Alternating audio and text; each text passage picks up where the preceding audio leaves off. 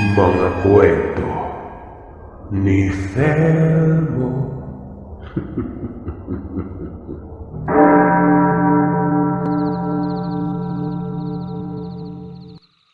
Ang kwentong maririnig ninyo ay hango sa totoong pangyayari na malayang inihayag ng ating tagabahagi na tawagin na lamang natin sa pangalang Usting.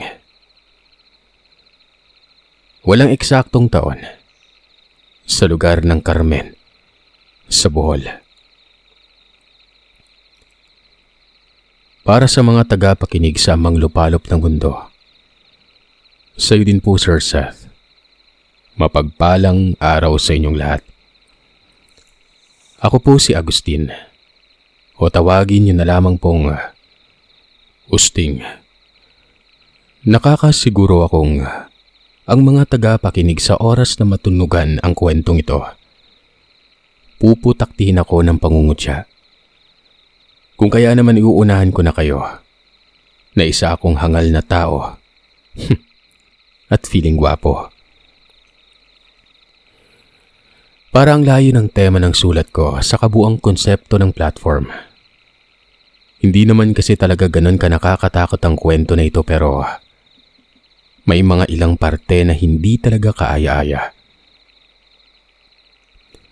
Ito ay pampatungkol sa kung paano ako nagkamali. At ewan ko ba, hindi ko lubos maisip na may mangyari na hanggang ngayon. Hindi ko malimot-limutan. Siyempre, ayaw ko namang ilahad sa unang talakayan. Tunghayan niyo na lamang po. Tubong Carmen, Bohol ako, pero sa kasalukuyan ay nakatira sa Iloilo. Noong binata pa ako, kagaya ng mga karaniwang kabataan noon, napakahilig ko sa mga uso-uso. Sa pagkakaalala ko'y edad 17 taong gulang ako noon. Sa pagitan ng taong 1986 hanggang 1988. Masyado na kasing matagal. Pero 4th year high school ako nang mangyari ito. Lagi kaming nauuna ng barkada ko sa paglabas ng campus. Bali pagtapos na ng klase, sirit na kami ng lakad at tatambay sa isang kamalig kung saan dito dadaan ang ilang mga estudyante. Mga kaklase namin at yung mga hinahangaan naming mga kapwa estudyante din. Ipagpalagay na lamang nating chick boy kami. 4 kami noon. Si Adriano, Martin, Christian, at ako. Sa unahan lamang yun ang eskwelahan. Dito kasi namin sinasalubong ang mga nililigawan namin noon. Nakakahiya kasi doon sa loob ng campus. Sa oras na mapadaan na ang mga hinahangaan namin, paisa-isa kami ng sunod noon. Kumbaga, dun na kami maghihiwalay at bubuntot na sa kanya-kanya naming babae. Wala naman talaga ako noong nakakagiliwan. Nakikiuso lamang ako sa mga barkada ko. Nakikisabay din ako noon sa isang babae. Ang pangalan niya ay Rosana. Basta, naimpluwensyahan lamang ako sa kapritsyuhan ng mga kaibigan ko. Ako lamang kasi noon ang walang nililigawan. Tahimik na babae si Rosana. Kapag sinasabayan ko nga ito ay halos hindi magsalita. Wala namang galit pero nahihiya lamang talaga siya noon. Huwag niyong itanggi mga lalaki. Dahil tayo ay sensitibo at malalaman kaagad natin ng isang babae kung may gusto ba sa atin o wala. Kapag tumanggi sa oras na sabayan, bagamat mahiyain pero indikasyon ito na gusto kanya. Hindi man sa salita pero makikita sa kilos at mga mata. Hindi makatitig ng diretsyo. Kung magsalita ay nasa malayo ang tingin nun. Pero sa una pa lamang nasuyo mo dito. Kapag humiwalay ka agad o inunahan ka ng salita na hindi mo magugustuhan, yan. Isipin mo na lamang na dadaan ka sa santong dasalan. Malaki ang gagastusin mong panahon at pera. Hindi naman sa masyado ako nagmamataas pero hindi kagandahan si Rosana. Bagay lang siguro kami. Ang pangit naman sabihin na sobrang ganda niya. Tapos akong sobrang gwapo, di ba? Parang hindi totoo. Parang Romeo and Juliet. Ang importante noon ay tao kami. Amoy tao. Hindi ko namamalaya noon na ang pagsabay ko sa kanya lagi ay mitsa pala para mahulog ako sa kanya. Yung dati na hanggang lihisang daan lang hinahatid ngayon ay hanggang sa bahay na talaga nila. Ang kalsada kasi noon may lisang daan patungong liblib. As in napakaliblib at aakalain mong walang taong nakatira doon. Pero kapag pinasok mo ang lugar, may makikita kang magkakalayong bahay. In fairness no, bukid yun pero magaganda ang bahay. Si Rosana naman parang nasanay na. Nakikipag-usap, nakikipagbiruan, at tawanan sa akin. Aminado ako malakas talaga ang sense of humor ko. Hindi ako pikunin at lalong hindi ako arogante. Gaya ng sabi ko, nakikiuso lamang ako noon. Hindi ko pa alam kung kailan ako noon magbibitaw ng kataga na siyang gigising sa kanya na manliligaw ako. Hanggang sama lang naman kasi ako. Kwentuhan na tilan pa. Hanggang sa isang hapon noon, habang nagre-recess kami sa likod ng eskwelahan, nakita ko siyang nakatambay sa isang maliit na tindahan. Nakaupo lamang ito at may kung anong binabasa sa kapirasong papel. Lumapit ako at dito ay napansin ko ang binabasa niya. Isang liham. Madaling pumasok sa isip ko na liham ito ng isang taong may gusto sa kanya. Kunwa-kunwari pa ako noon. Sumimple ng tabi sa kanya tapos malayo ang tingin ko. Nang mapansin niya naman ako ay kaagad niyang tiniklop ang papel na yon. Sinilid sa kanyang bag na para bang nahihiya ito sa akin. Ang sabi ko naman noon ayos lang. Basahin lamang niya. Dagdag ko pa. Kung sa boyfriend niya ba galing yon. Pero ang sabi niya sa akin ay hindi umano. May nanliligaw umano sa kanya pero hindi niya sinasagot ang sulat. Tinanong ko siya kung kilala niya ba ang tao. Tumango ito nang sabi, kaklase lamang daw nila. Third year high school si Rosana ron. Hangat lamang ako ng isang baitang sa kanya. Bakit hindi mo sagutin yung sulat, Rosana? Baka magalit yun. Sagutin mo na lang. Bakit naman ako titingin sa iba? May hinahantay kasi ako eh. Kaso nga lang ang tagal niyang magpakawala ng nararamdaman. Matagal na siyang sumasama sa akin. Hinahantay ko lang talaga siya. Hay, para bang kakatapos ko lamang umihi ng mga sandaling yon at kinilig ako sa narinig ko mula sa kanya. Ang ganda ng pakiramdam. Dahil alam kong ang taong tinutumbok ni Rosana. Siyempre sino ba ang laging sumasama sa kanya? Di ako, di ba? Kaya 100% na ako nga yon. Parang gusto kong sumigaw ng mga sandaling yon. Hindi pa ako nakapagpahayag sa kanya. Alam ko na ang magiging sagot. Pero bilang respeto, dahil nga nagkaroon talaga ako ng respeto sa kanya, ay minabuti kong magmahinay-hinay. Ang pangit kasi kung rerektahin ko, di ba? Kaya noon, nag-alibay muna ako. Ganun ba? Baka kasi naghahanap lang siya ng pagkakataon. Gusto niya siguro makilala ka muna ng lubos. Tsaka isa pa, mataas yung respeto niya sa'yo. Parang ganun. Malay mo sa susunod na araw, maghahayag na siya. Ngumiti lamang si Rosana. Sa mga puntong yon ay bigla na lamang akong nagkaroon ng hiya sa kanya. Hindi na tuloy ako magkatingin ng diretsyo. Para bang natotorpe ako. Nakakaloko talaga. Imbis na kampante ka sa isang tao tapos kapag may spark na, nahiya na tuloy. As in natural lang ang pakikipag-usap ko noon. Kaso parang may harang na. Dito naman ay mas lalo akong humanga at nagkaroon ng malalim na naramdaman sa kanya. Katunayan ay nagdadalawang isip ako noon na ihatid siya matapos ng klase. Pero ang pangit naman tingnan. Sunod-sunod kasi ang paghatid ko sa kanya kaya yon. Kahit nahihiya man pero nilakasan ko ang loob ko. Pero sa pagkakataong yon ay sinundo ko na siya sa classroom niya. Madalas kasing nauuna kami sa paglabas. Pag hindi pa tumutunog ang bell, nakaalsa balutan na ako. Pag-uwian na, sirit kaagad ng lakad nun. Dumediretso ako sa room nila gawa ng malapit lang naman yon. Nakantsawan pa ang mga kaklase ko nun. Nagkasigawan pa nga na siya namang noong nagpatigas sa akin na parang statwa.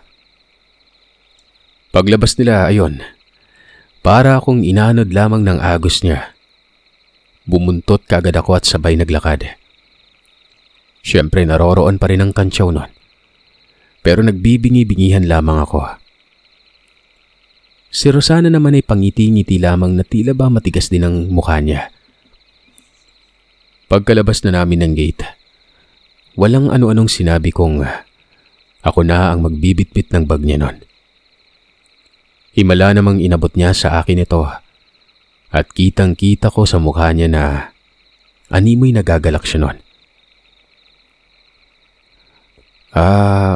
Kwan, Rosana, kwan kasi, pasensya ka na, napahiya ka tuloy kanina. Sana pala hindi na lang kita sinundo sa room niyo. Ay naman kay Rosana, ayos lamang umano yun. Hindi naman siya nagalit. Matunog na umano ang paghatid sundo ko sa kanya. Akala umano ng mga nakakakita at mga nakakakilala sa amin ay magkasintahan na kami. Hindi naman, di ba, Osting? Ikaw ba? Bakit mo nga ba ako hinahatid lagi? Ano ba talagang sadya mo? Yun lang naman yung ikinahihiya ko eh. Ang maghusga ang tao ng mali. Mabuti sana kung totoo, di ba? Nagpahaging pa si Rosana noon. Natotohanin na kasi pero binawi niya naman ito. Huwag ko na lamang umanong intindi ng mga sinabi niya noon. Hindi ako manhid para hindi makuha ang ibig ipahiwatig niya. Ang pagpaparamdam na yon ay hindi yung tipong patago. Sa halip ay harapan talaga. Hindi ako nakapagsalita kaagad. Nagkaroon kami ng katahimikan noon. Ang haba. Mga 20 minuto kami nagpakiramdaman. Hanggang sa nagmungkahi siyang iabot ko sa kanya ang bag niya. Ako naman ay inabot ko kaagad pero pagkatapos nun, bumilis ang lakad niya na wari ba'y galit nun. Hinabol ko siya at tinanong kung anong problema pero hindi siya kumikibo. Dahil doon, hinawakan ko ang kamay niya at walang ano-anong, Rosana, mahal kita. Sana naman huwag ka magalit. Ay naku, ano ba to?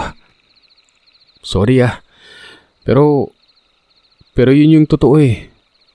Yun lang. Yun lang yung pinaka buhay na salita na nais kong pakawalan sa kabila ng lahat. Sige, mauna na ako. Wika ko sabay talikod at mabilis na naglakad. Para bang binagsakan ako ng napakalaking kampana noon at nabingi.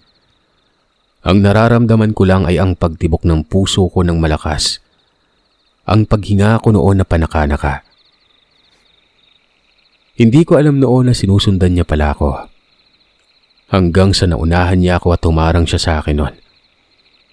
Bitbit ang bag niya at gigil na gigil ang itsura. Na para bang gusto akong sampalin. Pero ang sabi niya, bakit daw ako tumalikod? Ba't hindi ko daw antaying sumagot siya? Ang sabi ko naman, galit na kasi siya noon. Pero ang wika niya ay hindi umano. Nagtatampo lamang ito sa akin. Alam niya na umano ang sasabihin niya sa oras na maghayag na ako pero pinapatagal ko daw. Hanggang sasabihin niyang ganun din ang nararamdaman niya sa akin. Mahal niya daw ako.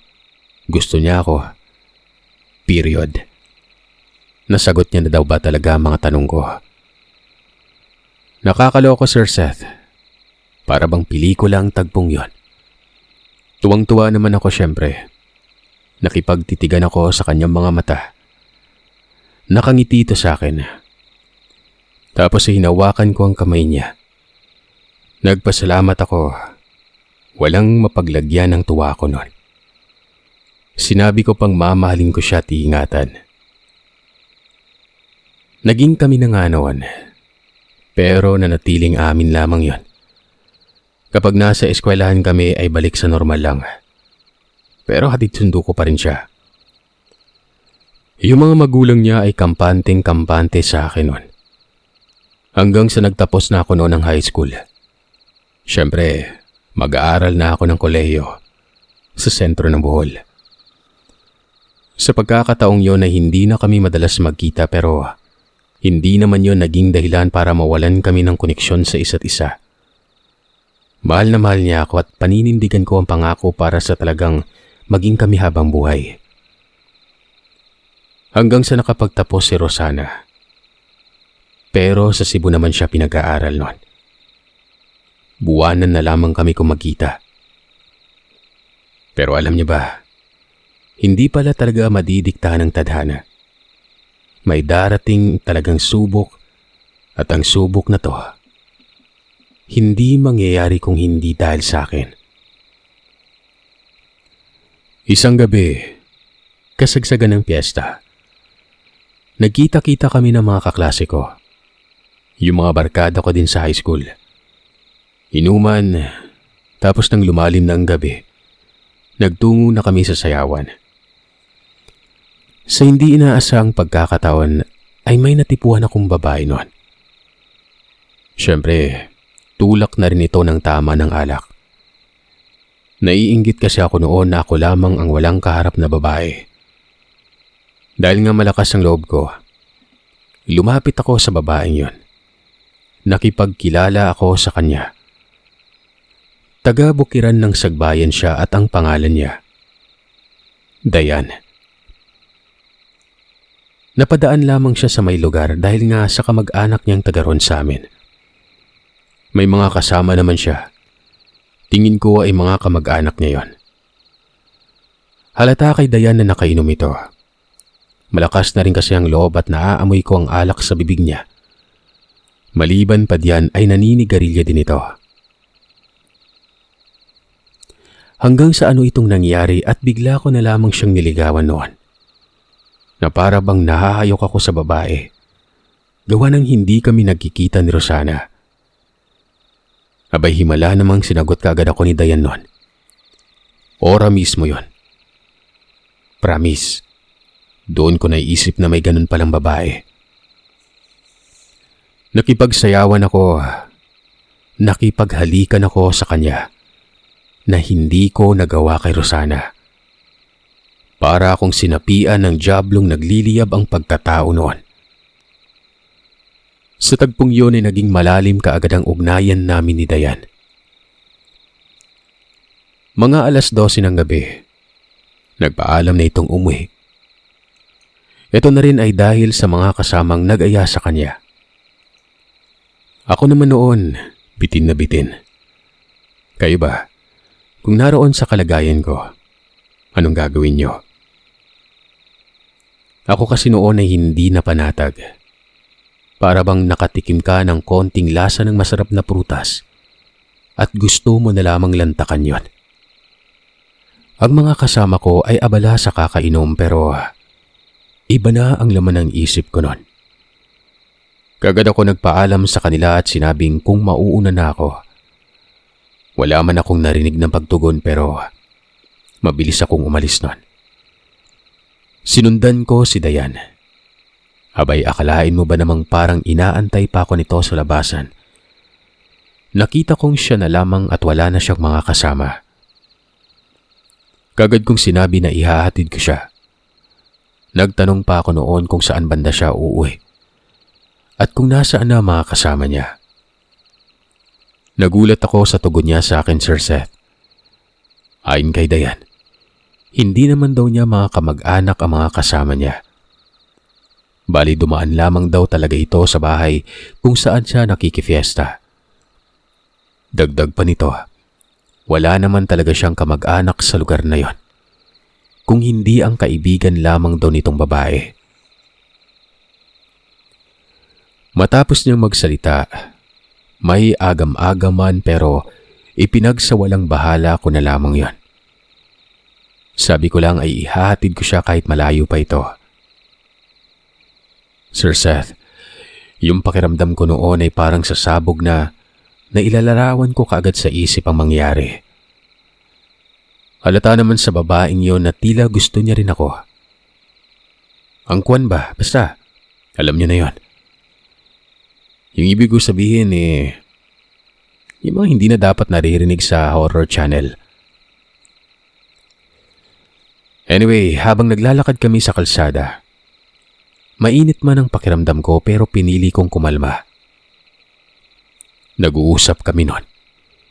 Kinikilala ko siyang maigi. Nakalimutan ko na noon na may nobya pala ako. Naka-holding hands pa kami noon.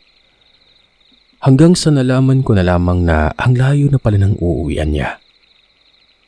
Paano ba naman kasi? Liblib na yon at hindi pa ako minsang nakapunta sa lugar na yon.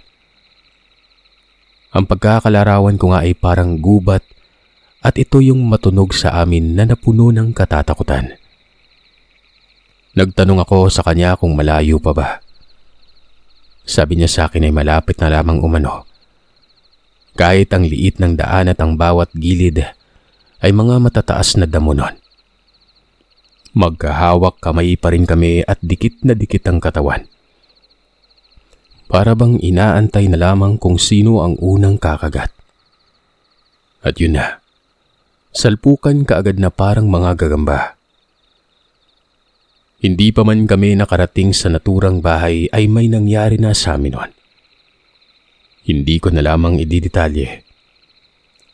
Basta matapos noon, doon pa lang ako nahimasmasan at kaagad naisip si Rosana. Natulala ako at gulong-gulo ang isip ko. Mantakin niyo, doon ko palang nalaman ang mali ko nang matapos na. Iba talaga kapag yung ganitong klaseng alab sa katawan, no? Tama nga ang sabi nila. Kahit saksakan ka ng relihiyoso at matibay ang pananalig mo, hindi lamang sa Ama kung hindi pati na rin sa sarili mo at mga taong nagtiwala sa iyo. Kakagat at kakagat ka rin sa pain ng demonyo.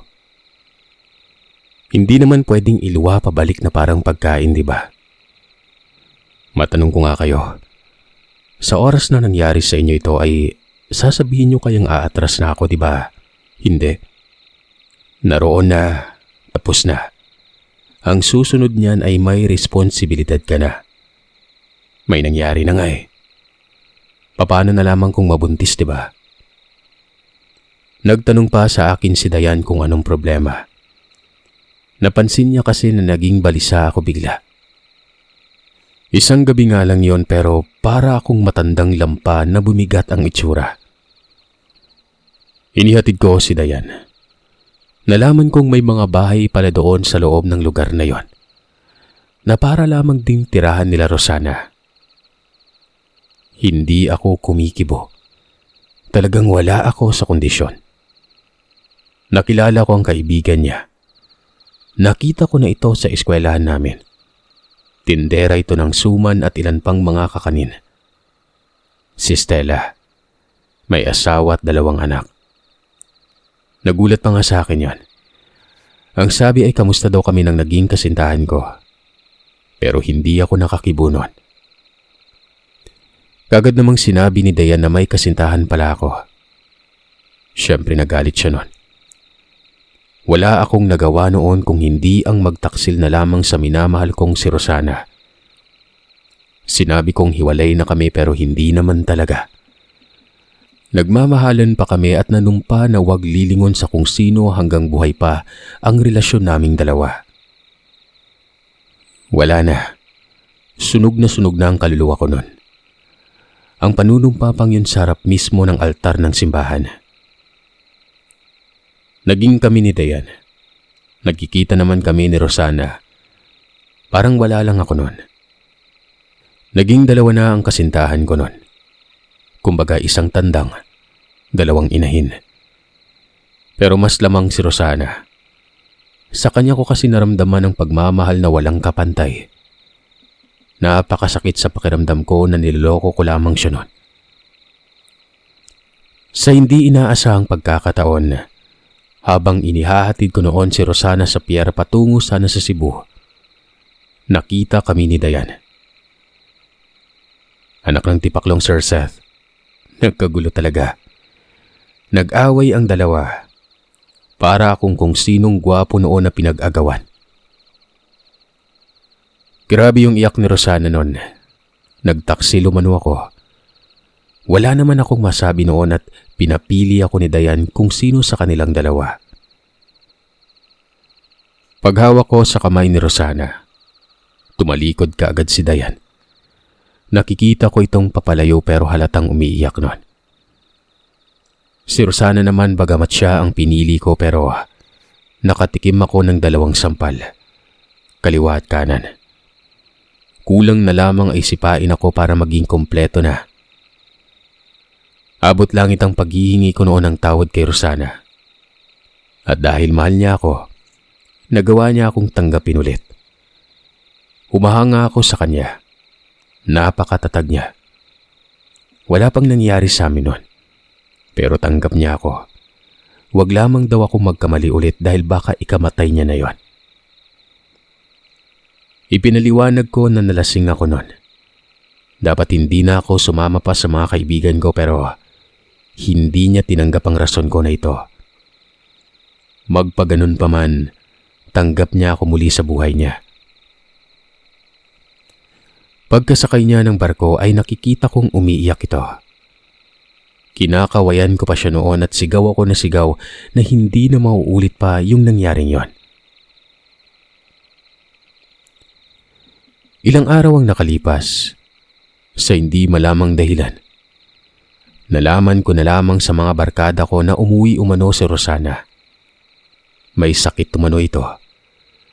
Kagad naman akong lumiban sa eskwela at umuwi ng Carmen. Nagpunta ako sa kanila. Nakita ko ang kasintahan ko na malaki ang isang binti nun. Nanglilimahe dito dahil sa maga. Nga pala, ang bahay nila Rosana, malapad at gawa sa semento. Isang palapag lamang, bungalow na may biranda. Naroon siya sa sala noon, nakahiga sa banig na nakalatag. At may matanda doon na sa pagkakakilatis ko. Parang albularyo. Ginagamot nito si Rosana at habang nangyayari yon, kinausap ko ang nanay niya na si Nanay Rolin. Nagtanong ako kung anong nangyari kay Rosana. Ganoon na lamang ang panlalaki ng mga mata ko nang magwika ito ng binarang umano. Pagkatapos umano doon sa albularyo, ipapatingin umano nila sa doktor. Naniniguro silang pamilya. 2 doktor ang plano nilang magkonsulta kay Rosana. Inuna na lamang ang albularyo dahil ito na rin ang payo ng kanyang asawa. Unang kita pa lamang kasi sa anak nila nun. Parang hindi sakit na normal sa katawan. Paglilinaw pa ng Nanay Rolin, ang asawa niya umano ay marunong kumilatis ng kinukulam o binabarang. Ang sabi naman ng albularyo ay huwag na lamang umanong ipatingin sa doktor. Dahil kumpirmadong barang nga ang nangyari nun. Ako naman noon walang alam sa ganitong usapin. Kaya wala akong naging opinyon noon maliban na lamang sa panoorin ng mga ginagawa ng albularyo. Basta ang naging malinaw lamang sa akin noon, yung pagpapausok niya ng insenso at kamangyan. Tapos ay may tawas na kulay asul o tawas tapol na dinurog at nilagay sa tubig nun. Pagkatapos ay may binabad na maliit na tuwalya at pinahid sa namamagang paa ni Rosana. Sa mga sandaling ito, kitang-kita sa mukha ni Rosana ang matinding sakit nun. Napapaluha pa nga ang mga mata at panay sambit sa mga magulang. Ako noon ay tumabi sa kanya. Pinapakalma ko siya. May napansin akong biglang lumabas sa kanyang binti. Mga maliliit na uod yon. Uod na kulay itim. Kitang-kita ko ang paglaglagan nito sa may sahig. Gumagalaw pa ang mga yon. Ang albularyo noon ay panakanakang nagsasalita ng mga kataga pero wala akong naiintindihan. Ang mga magulang ni Rosana, maging ang kapatid nitong bunso, nakatakip ang bibig at halatang kinikilabutan at nandidiri. Sino ba namang hindi, di ba? Nakakatakot tingnan na may lumalabas na mga uod sa paa niya. Pero ang tanong, paano nangyari yon? Hanggang sa nagsalita ang albularyo. Ayon dito, hindi umano niya kayang palabasin ang barang. Hindi lang sa paa ni Rosana, kung hindi pati sa buo niyang katawan. Kapag nagtagal umano ito ay maaaring humantong sa pagkasawi ng dalaga.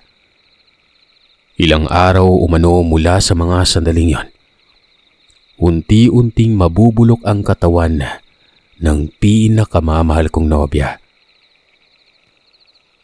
Nagtanong ang albularyo kung may nakaalitan ba umano si Rosana sa may Cebu.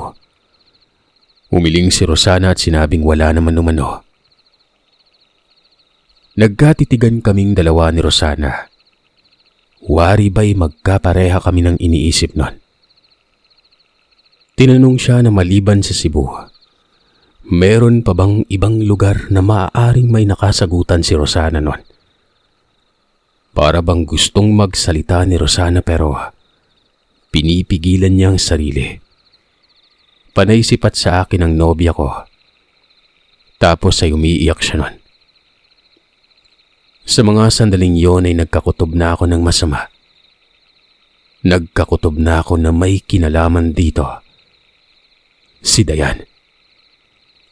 Pareha kami ng iniisip ni Rosana. Ang problema, paano namin ipapaliwanag yon? Tiyak na mabubulabog ang pangbababae ko. At malamang sa malamang ay magagalit ang pamilya ni Rosana sa akin nun. Pero Sir Seth, ano bang magagawa ko? Hindi na talaga ako nakatiis nun. Alangan namang wala akong sasabihin, di ba? Ako ang hinihintay ni Rosana. Alam ko yon. Dahil ako naman talaga ang may kasalanan. Hindi naman pwedeng sa kanya magmumula ang pagbubunyag. Sampal sa langit yon. Sinabi ko sa albularyo na may nakabangayan si Rosana at inamin ko kung ano ang dahilan. Isiniwalat ko ang pagkakamali ko. Nang marinig ng mga tao sa loob ng bahay yon, nagkaroon ng saglit na katahimikan. Hanggang sa hindi ko namalaya noon na palapit na sa akin ang tatay ni Rosana. Sinapak ako nito, dahilan para kamuntikan akong mawalan na malay. Sinampal pa ako ng nanay ni Rosana. Nagtiwala umano sila sa akin tapos yun ang ginawa ko sa anak nila. Lagot talaga ako nun. Inaasahan ko na yon. Hindi naman ako pumalag. Narinig ko pa sa nanay niya na dahil sa kabulastugan ko, ay nadamay pa ang kanilang anak. Dagdag pa nito, hiwalayan na lamang umano ako ni Rosana nun. Ang problema, ipinaglaban ako ng nobya ko. Sa mga sandaling sinasaluko ang pananakit sa akin ay nagmamakaawa si Rosana nun. Ang sabi niya ay huwag umano akong sasaktan dahil para na rin umano nilang sinasaktan si Rosana. Mahal umano ako ni Rosana at binigyan niya ako ng isa pang pagkakataon. Ang tatay ni Rosana na si Tatay Delfin, hindi maawat. Tinadyakan ako, sinampal at kung ano-ano pa. Napakalaking tao ng tatay niya. Mabangis pa ito sa leon. Deserve ko naman siguro ang saktan dahil kung tutuusin, mas masakit pa ang ginawa ko sa anak nila noon. Sa puso ang tama nito, samantalang sa akin ay balat lang. Hindi talaga ako noon kumibo, Sir Seth. Umupo lamang ako sa lupa. Napakasakit na ng katawan ko. Napaubo pa nga ako noon at kamuntikan pang masuka.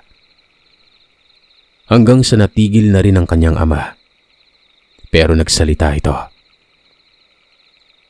Anak na ang turing ko sa'yo. Alam mo bang ayaw na ayaw kong lukoy ng anak ko? Hindi ko kailanman ginawa yan sa asawa ko. Ayaw kong mawalan ng tiwala sa akin ng pamilya ko. Sa bagay, magnobyo at nobya pa naman kayo. Pero dyan pa lang ay nakikita ko ang kinabukasan nyo. Tingin mo, iho, gugustuhin ko pang magpatuloy ang relasyon yung dalawa. Hindi po. Nararapat lang po akong hiwalayan. Aminado akong kasalanan ko po yung lahat. Patawarin niyo po ako. Pero wag niyo naman po ipagkait sa akin yung isa pang pagkakataon. Ipinapangako ko, mamahalin ko yung anak niyo higit pa sa buhay ko. Tugon ko. Hindi na nagsalita pa si Tatay Delfin. Ang nanay naman ito ay umalis dahil hindi nakatiis nun. Pumasok ang mga magulang niya sa loob ng silid. Ang kapatid niyang lalaki na si Arman. Akala ko'y babanatan ako kaso tumabi sa akin at pinainom ako ng tubig. Alam niyo ba kung anong sinabi niya? Ang sakit ng suntok ng tatay, no? Nakatikim na rin ako niyan. Patas na tayo. Yung tensyon na naroroon na dapat ay nawala na lamang yun bigla. Hindi ko napigilang ngumiti. Aminado akong pinapasaya lamang ako ng kapatid niya. Para na rin gumaan ang pakiramdam ko nun. Inutusan ko si Arman na pumunta sa amin. Ipapaalam sa mga magulang ko na hindi ako uuwi.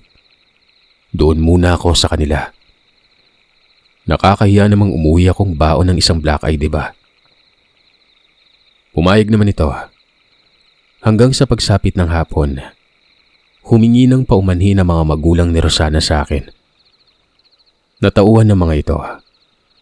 Para bang doble ang balik. Kumbaga, nagkaroon ng sukdulan ng kanilang nararamdaman.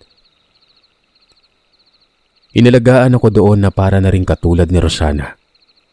Pareha kaming may maga sa katawan nun.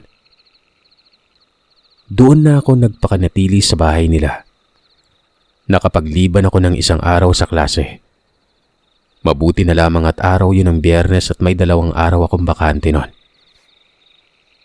Pero habang tumatakbo ang mga araw noon ay mas lumalala ang kondisyon ni Rosana. Yung daliri ng paa niyang namamaga. Pumutok doon ng nana. Yung kuko ay nagsitanggalan na. Hindi na magkawari ang mga magulang ni Rosana nun. Sa mga sandaling yon ay unti-unti ding bumabaho ang sala. Bumaho na si Rosana, Sir Seth. Ang sabi ng albularyo, kailangan umanong makausap ang nagpabarang. Sinubukan niya kasing ipako ang mambabarang pero may nakaharang na malakas na bakod na para ba umanong pinaghandaan ang pagbarang. Ito ay ayon din sa albularyo. Kaya naman noon, sinabi ko sa kanya na hahanapin ko ang nagpabarang. Wala namang iba, kundi si Dayan. Hinanap ko si Dayan noon. Katunayan ay kasama ko pa noon si Arman. Kaming dalawa. Pinuntahan namin ang bahay nila Estela. Tanghali kaming nakarating at naabutan ko si Stella. Kinukutuan nito ang kanyang anak sa bukana ng pintuan. Unang bungad pa lamang ay binati na ako ng titig na parang kakain ng tao nun. Napakasama. Para bang aswang ang mukha. Nakita ko pa ang asawa nito na bigla na lamang nagsara ng bintana. Ang baho ng lugar. Nakakasulasok ang amoy na parang galing sa loob ng bahay nila Estela. Noong inihatid ko sa kanila si Dayan, wala namang ganong amoy. Pero sa mga sandaling yon, kung hindi ako nagkakamali ay parang tambakan ng dumi ang loob ng bahay nila. Pero hindi ako nagpapahalata na nababahuan ako noon. Samantalang si Arman naman, pasimpleng lumayo. Tinanong ko lang kung nasaan nakatira si Dayan. Ang sabi naman nito ay kung anong sadya ko, naghiwalay na umano kami at niloko ko si Dayan noon. Pero giniit ko noon na gusto ko lang talaga malaman kung saan nakatira. May sadya lamang ako at dagdag ko pa'y hihingi ako ng tawad noon. Mabuti na lamang at sinabi ni Stella kung saan. Nasa Sagbayan lang naman daw pero nasa liblib nakatira. At sinabi niya ang pangalan ng mismong lugar. Kung nanaisin ko umanong magpunta, dapat ay may araw pa. Wag na wag umano akong magpapagabi dahil napakadelikado nun. Nagtanong naman ako kung bakit at ang sabi nito, maraming aswang umano sa lugar na yon. Habang nagpapaliwanag si Estela, kinalabit siya ng kanyang asawa. Pinandilatan ng mga mata. Dito ay biglang natahimik si Stella. Tapos ay pinagsarahan kami ng pintuan. Binabagabag na ako ng mga sandaling yon. Ramdam ko ang ipinapahiwatig ng asawa ni Stella na tila ba may kinukubli nun. Pero hindi ko na lamang pinagtuunan ng pansin ito. Wala na akong pake kung sakaling gabihin kami sa lugar nila Dayan. Yung araw na yun din kasi ay gusto ko nang makausap ang babae. Habang naglalakad kami paalis ng lugar, naglalaro ang diwa ko sa hindi kaaya-ayang tagpo. Ano kayang bubungad sa akin sa oras na kausapin ko si Dayan noon? Aminado akong maaaring ito lang ang kasagutan at makapagpapagaling kay Rosana. Pero ang tanong, ano kaya ang sasapitin ko doon? Hindi kaya mas malupit pa sa tinamo ko sa mga magulang ni Rosana noon? Brad, masaya ba kapag ng babae? Tanong ni Arman. Brad, hindi masaya. Teka, ba't mo naman yung tinanong? Langya ka talaga. Binasag mo na naman yung pag-iisip ko. Mamaya ka na magsalita. Puro ka na lang kalokohan. Huwag mo akong gagayahin ha. Base sa detalye ni Stella, liblib yun. Pero alam ko ang sentro kung saan. Kaya naiisip ko noon na magtanong-tanong na lamang. Bumiyahe kami ni Arman. Itong si Arman kahit nga problemado ako para bang may saltik talaga sa ulo. Animoy kakalabas lamang nito ng rehab at may medikasyon pang pinagdadaanan. Napakalupit kasing magsalita. Arogante ang tunog pero yung mukha niya ay parang hindi sibilisado. Parang walang alam sa buhay. Nakakainis talaga. Ikaw ba naman ang sabihan ng saan ba kami pupunta? Mambababae ba daw kami? Dahil kapag ganoon ay gusto niya rin umanong makatikim ng babae. Hindi ito kumakampi sa kapatid niya. Parang kinukonsinti pa ako noon. Ang sarap kaltukan. Nang makarating kami ng sentro, naghanap kami ng habal. Tapos doon ay tinanong ko ang lugar na nabanggit ni Stella. Akin na lamang po ang lugar na yon. Pasensya na. Dito kasi talaga nakatira si Dayan. Basta bukid ng Sagbayan ito banda. Alam ko na noong una pa lamang kaming magkakilala ni Dayan na taga-Sagbayan talaga siya, pero ang eksaktong lugar ay hindi ko alam. Basta may nasabi lamang sa akin si Estela noon. Kagad namang sinabi ng driver na alam niya pero malayo. Mga kalahating oras umano. Sinabi ko naman na magpapahatid kami. Sa pagkakataong yun ay dapit hapon na. Pumayag naman ng driver pero ayon sa kanya ay hanggang paanan lamang umano siya. Sa crossing umano, hindi niya na kami ihahatid pa sa looban nun. Nakakatakot daw kasi ang lugar na yon. Basta lahat ng driver doon ay hindi pa sinadya ang lugar. Maliban na lamang sa hanggang kalsada lang. Nagtanong ako kung gaano kalayo mula sa kalsada ang lugar. Ang tugon naman ng driver, mga kalahating oras kung normal na lakad daw. Ang layo pala. Pero sige, ayos lang. Sabi ko noon. Wala naman ako magagawa. Bagkos ay kailangan ko talagang mapuntahan ng lugar sa kahit na anong kondisyon. Inihatid kami ng habal. Madilim na nang makababa kami. Si Arman na parang mangmang ang mukha. Naging seryoso noon. Ang sabi pa nito ay wag na lamang kaming tumuloy. Kinikilabutan umano siya. Sabi ko naman sa kanya ay nakasalalay ang buhay ng kapatid niya dito. Kaya yon, walang nagawa si Arman. Binagtas namin ng maliit na daan pero panay naman reklamo nito. Bakit daw kasi ako ng babae nun? Dapat ay hindi na lamang. Nabulyawan ko si Arman ng mga sandaling yon.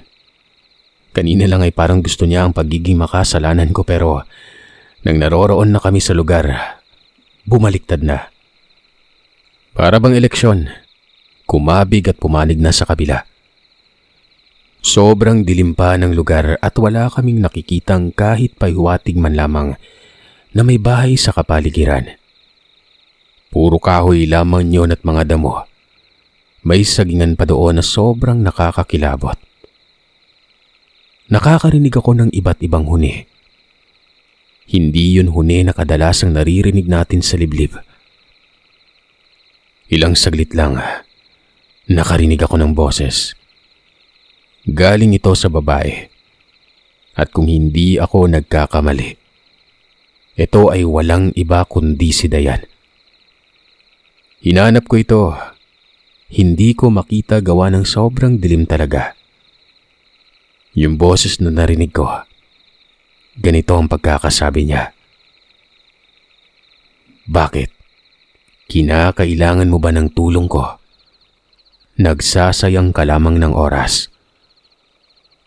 Para bang alam na alam ng babaeng ito ang sitwasyon. Doon ko nakumpirma na siya nga ang dahilan pero ang tanong, bakit hindi ko siya makita?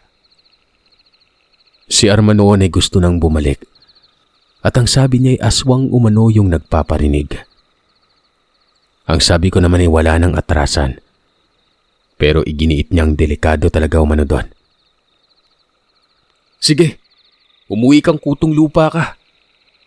Ako tutuloy ako. Ngayon Arman tatanungin kita. Kapag bumalik ka ba hindi delikado? Di ba parehang prinsipyo lang? Kaya kung ako sa'yo, susugal na lang ako. Ano ba kasing sinama-sama mo pa duwag ka naman pala. Hindi na kumibo pa si Arman. Sumunod na lamang ito sa akin sa paglalakad. Hanggang sa ilang minuto pa ay nakakita na ako ng maliit na liwanag sa unahan. Pero nag-iisa lamang yon. At sa tingin ko ay mula yun sa bahay.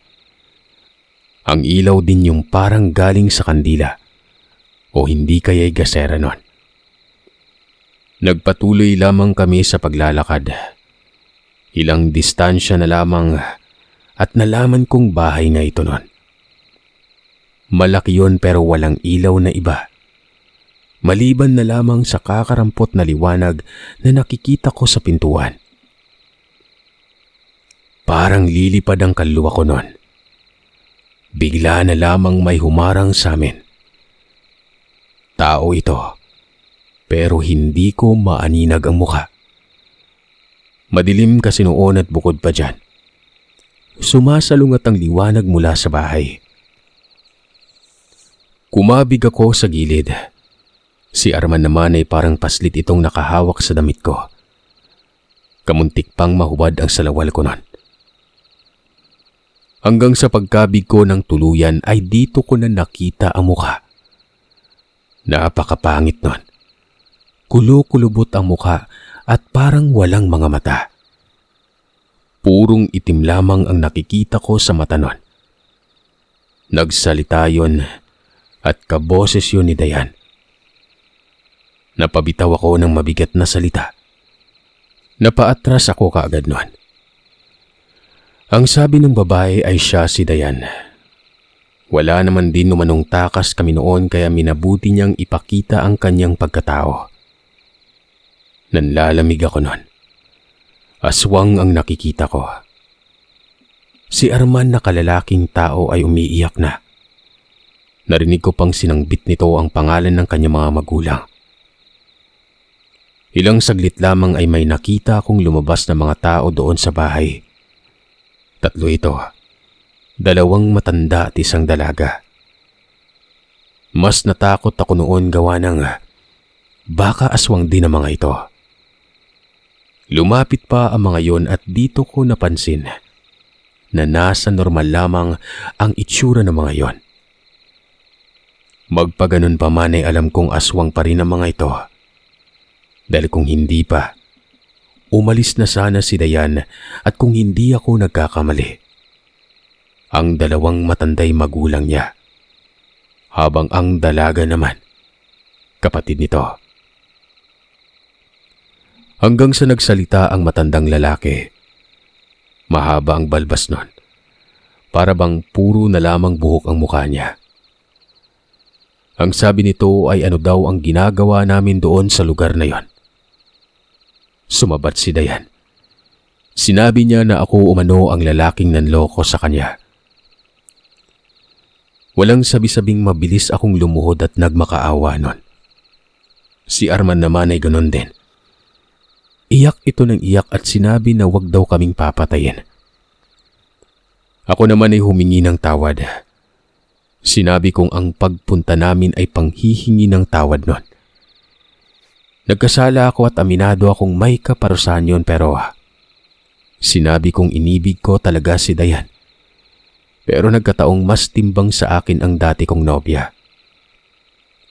Kung may gagawin man sila, sa akin na lamang. Wag sa kasama ko. Basta sumusuko ako at patuloy sa paghingi ng tawad nun. Parehas tayong lasing noon, Dayan. Parehas tayong wala sa saktong diwa. Alam kong alam mo na mali yun. Pero pinilit kong ibigin ka. Naisip ko noon na kung mabuntis man kita, pananagutan kita. Pero wala eh. Kaya yun, ano bang dapat kong gawin? Mas mahal ko siya kaysa sa'yo. Dayan, kahit sa maikling panahon na yon, umibig din ako sa'yo. Patawarin mo ako. Ano bang gusto mong gawin ko para lang mapatawad mo ako? Para lang gumaling si Rosana. Kapalit nito, ikaw na lang yung pipiliin ko. Wika ko noon na hindi ko alam kung tama ba mga pinagsasasabi ko. Para pa atang lalong nagalit nun. Lumapit si Dayan na sasakalin sana ako pero pinigilan ito ng matandang lalaki nun. Napagalitan si Dayan. Ang sabi, ang lalaki magpapakalalaki talaga ito. Lalo na ang babae, malambot ang ilong. Hindi tama ang uminom ng alak sa harap o kasama ng isang lalaki dahil para na ring binibenta umano ng babae ang kanyang sarili. Dagdag pa nito, ang mali ay si Dayan talaga. Bagamat kasalanan ko din na hindi ko inamin na may nobya ako pero lalaki umano ako. Yun talaga ang ugali ng lalaki. Basta nakainom, Walang magaling umano o walang matinong tao kapag naglaro na ng alak sa isipan. Para bang gumaan ang pakiramdam ko nun. Ang lalim ng pangunawa ng tatay ni Dayan. Masasabi kong magaling ito sa pagbalangkas ng sitwasyon. Hindi ko sinasabing tama siya pero may punto talaga. Di ba? Tama naman kapag lasing tayo. Ba't kasi nauso pa tong alak na tay? Sumabat naman ang nanay at ang sabi, palayain na daw ni Dayan sa sumpa ng barang ang nobya ko. Para na rin sa ikakatahimik ng buhay nila. Kahit pa umanong may gawin sila sa amin, magmimit siya lamang ito sa mas malaking problema. Lalo't may albularyo umanong nakasubaybay sa kanila. Tanggapin na lamang umano ang nangyari. Pero pinaalalahanan ako, Sir Seth, ng tatay ni Dayan. Markado niya umano ako noon. Kung anumang pagmamahal ko sa ipinalit ko sa anak niya, dapat ko umano yung panindigan. Huwag na umano akong uulit pa. Dahil kapag nangyari yon, papatayin umano nila ako. Napailing na lamang ako noon at namangha. Bagamat aswang sila pero tao pa rin ang damdamin. Bilang tulong na rin umano nila noon sa ibang mga posible ko umanong mabibiktima. Sila ang didisiplina o hindi naman kaya ay papatay sa akin noon. Mantakin nyo. Aswang yan. Mapanghasik na literal ang aswang. Papanong ito pa ang gusto ng kapayapaan? Tumaliwas lahat ng paniniwala kong masasama sila. Ako pa ang lumalabas na aswang ng mga panahon na yon. Ilang saglit lang ay naging maayos ng itsura ni Dayan pero umiiyak ito. Talaga umanong nasaktan ito. Tumayo na ako noon. Ito namang si Arman ay sinabing makakauwi ba kaming buhay.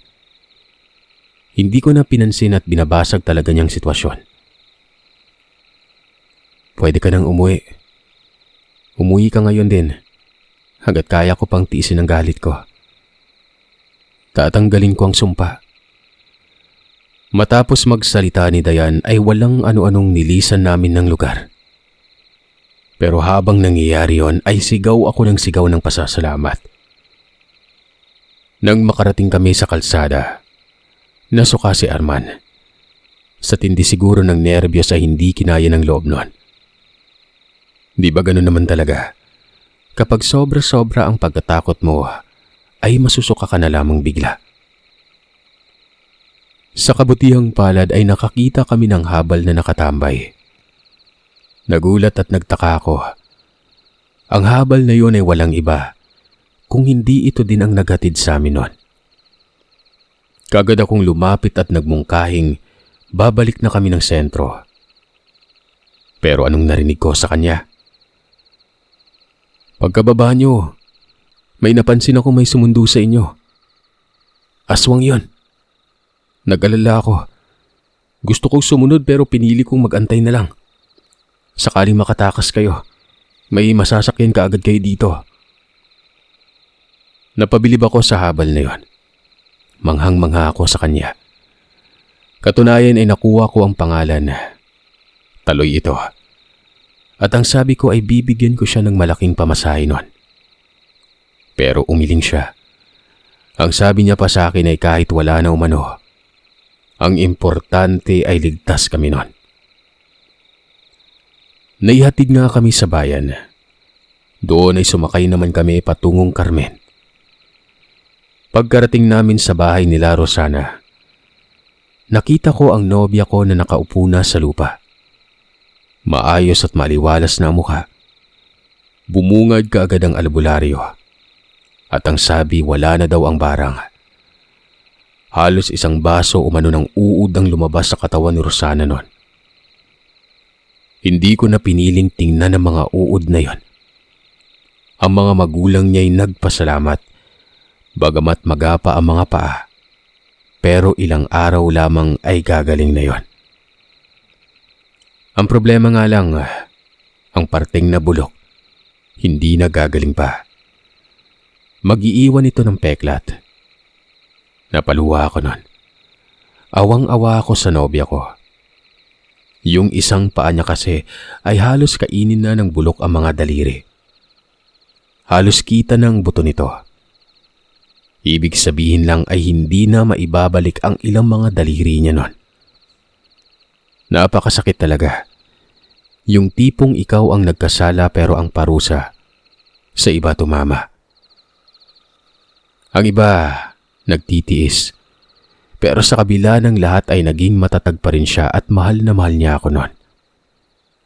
Ibig sabihin lamang ay totoong pagmamahal ito.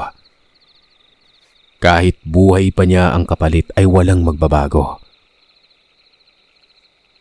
Walang hiya talaga ako, no?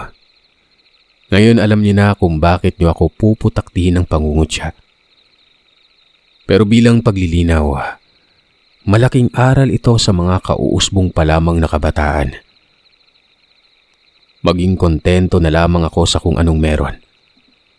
Huwag niyong pairalin ng kapusukan niyo at layaw.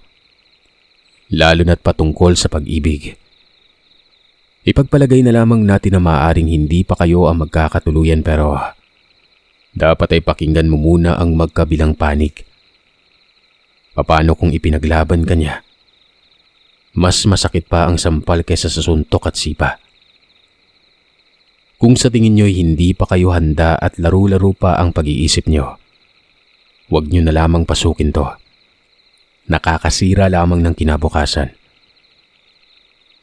Hindi lamang ito tungkol sa kwento o aral ng buhay ko.